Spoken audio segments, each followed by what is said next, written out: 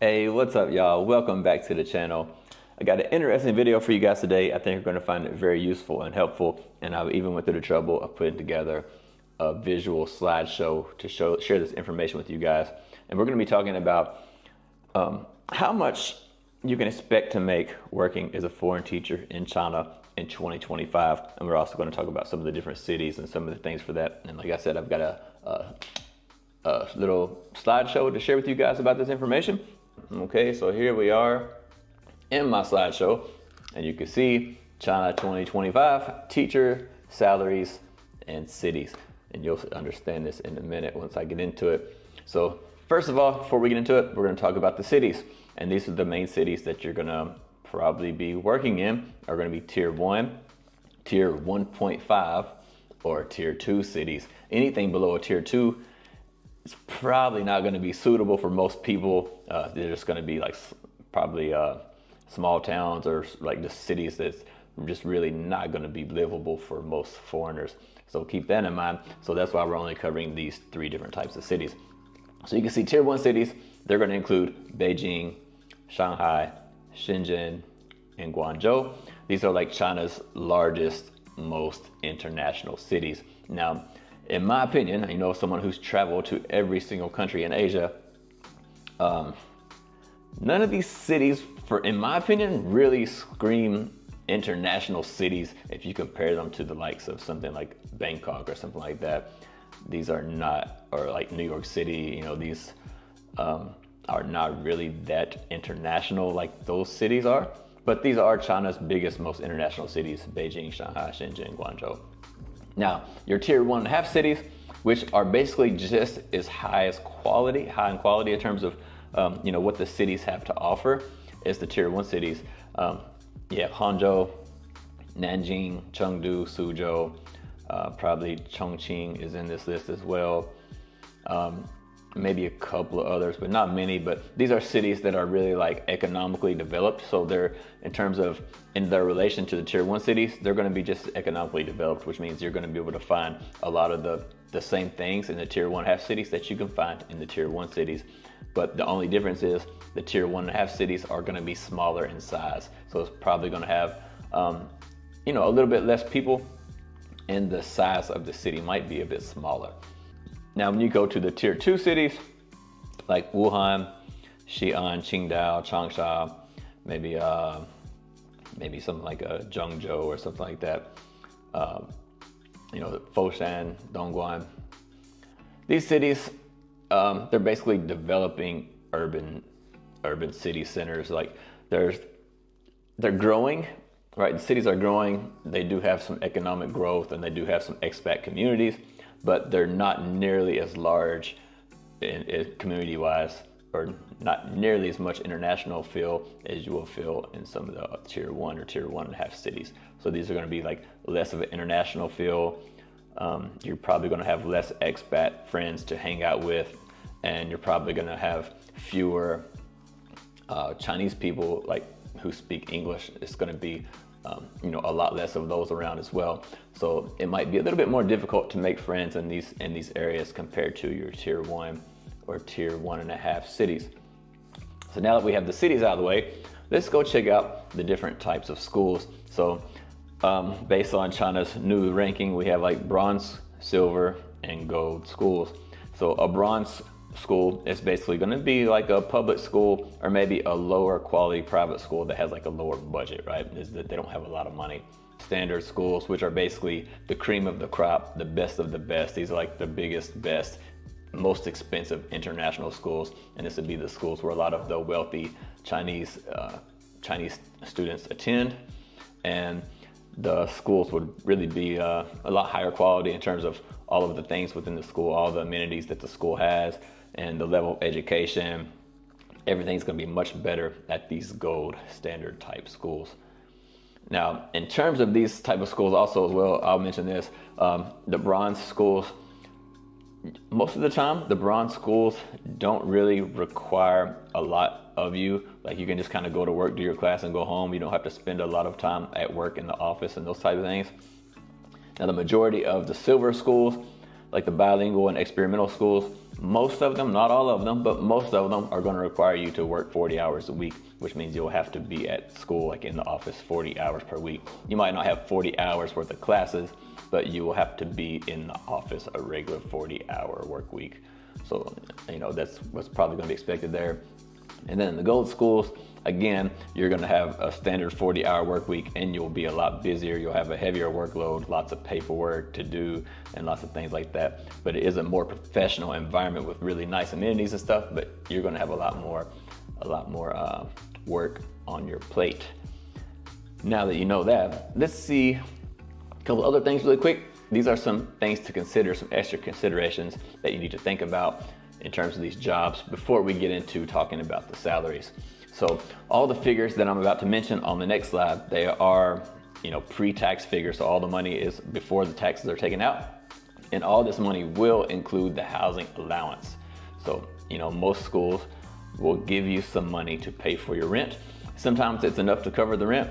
Sometimes it's not. It really depends on the tier level of the school you're staying in, or the working in, or the tier level of the school you're working in, and the tier level of the city you're living in. All these things are going to make a difference in terms of your housing allowance being enough or not being enough. Also, most contracts have bonuses included in the contracts, which are not included in these figures that I'm about to share with you, but bonuses usually contain like a flight allowance. Like once you finish your contract, a lot of schools will give you, say, 10,000 RMB, like a flight allowance, so you can purchase a plane ticket to go home and come back, or whatever it is you want to do with the money, I guess. But they call it a flight allowance, and it's usually but you don't have to necessarily buy a flight ticket to go home and come back. But if you do, they will pay you. Even if you don't, they will still pay you. It's just part of a bonus that's in the contract. And also some contracts have things like just a yearly completion bonus. So if you complete your contract, they might give you like a month's salary, half a month's salary for completing your contract. They also usually have paid visa support. So when it comes to your working visa, all the documents that you need in order to legally work in China, a lot of the schools, most of them, will pay all those things for you. You may need to pay it first and they pay you back. Some of them will just pay it up front, just pay it all for you in advance.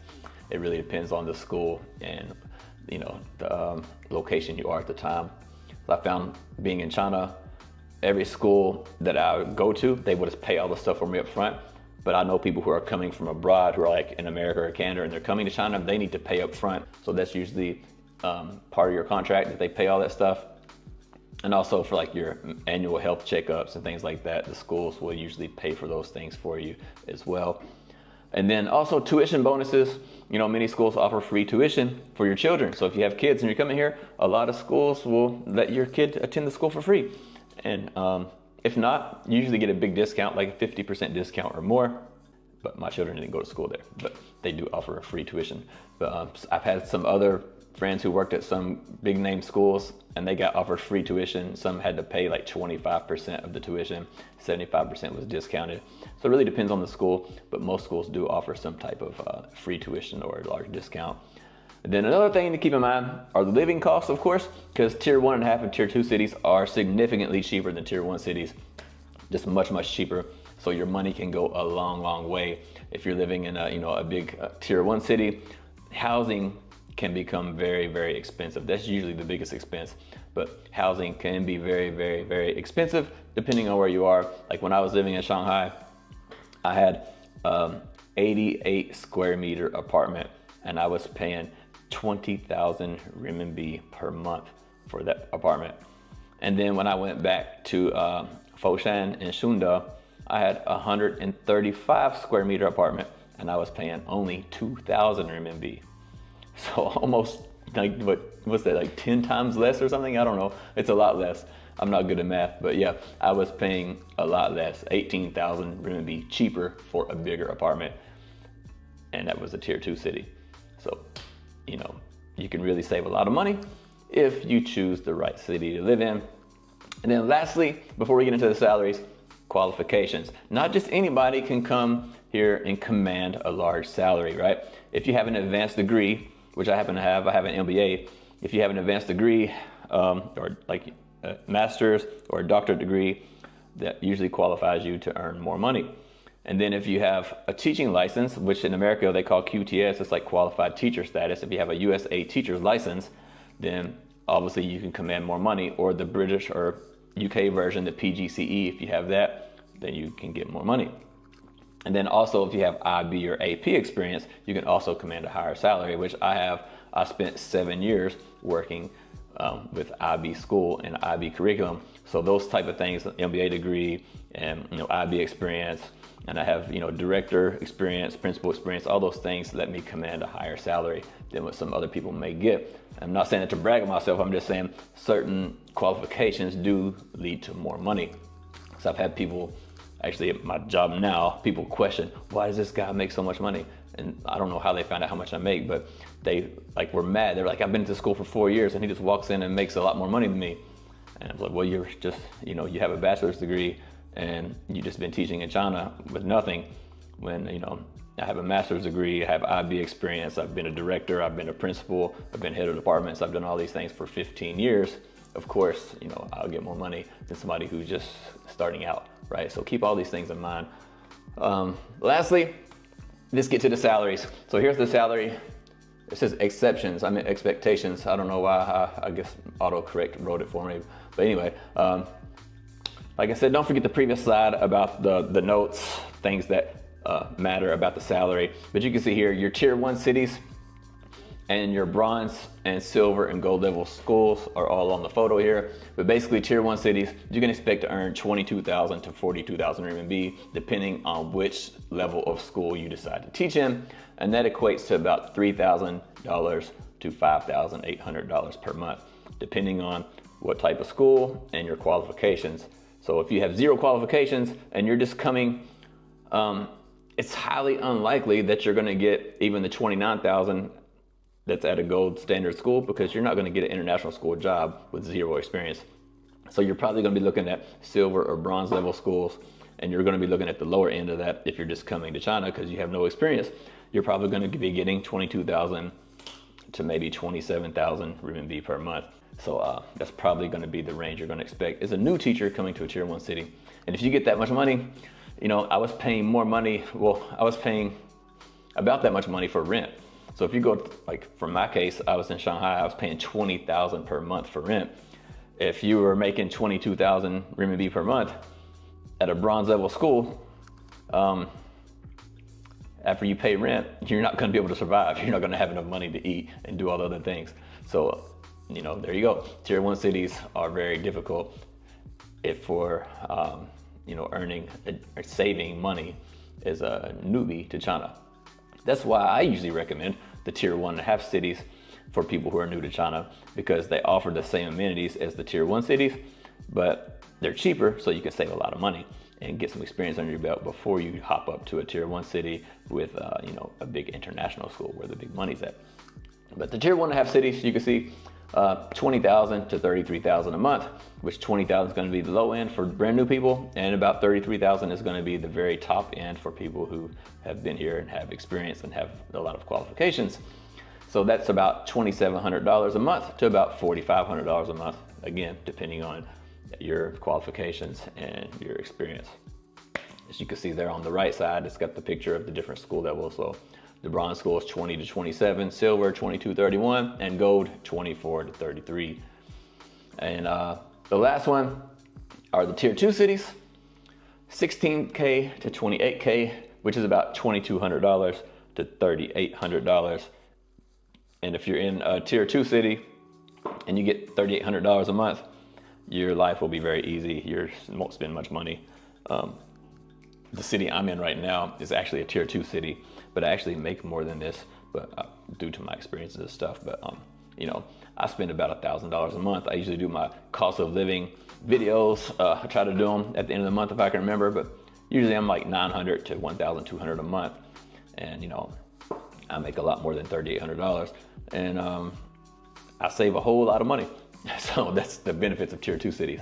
But in my opinion, tier 2 cities are not really for new people coming to China, simply because you're not gonna have as many expat friends, you're not gonna know the language, so it's gonna be hard to meet local friends, and all those things make a difference, and they can make your life, not very satisfying, as opposed to, you're in a new country on the other side of the world, you might wanna make some friends, have some people to talk to and that kind of thing. And that's why I believe a tier 1.5 city will be better for brand new people coming to China. Then lastly, at the bottom, you can see, of course, managerial positions like a director of studies, a vice principal, or a principal obviously command higher salaries. And I've seen those salaries range anywhere from 30,000 renminbi to 90, 100,000 renminbi per month, which is, anywhere from $4,000 a month to about $12,000, $12,500 a month. And that's going to be at the top end. Like if you're a principal of an international school, you might get $12,000, $13,000 a month. If you're a director at an international school, you probably get, $8,000, $10,000 a month.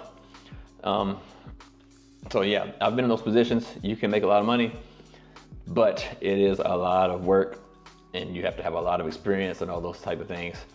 You have to have a lot of, in China, as they call it, guanxi, like a lot of face. You have to have a lot of contacts and people who are, on your side and who will recommend you for these type of jobs, which I happened to have before, which I still have those contacts. I just choose not to do those jobs because I don't want to work. I'm lazy. I like the easy stuff.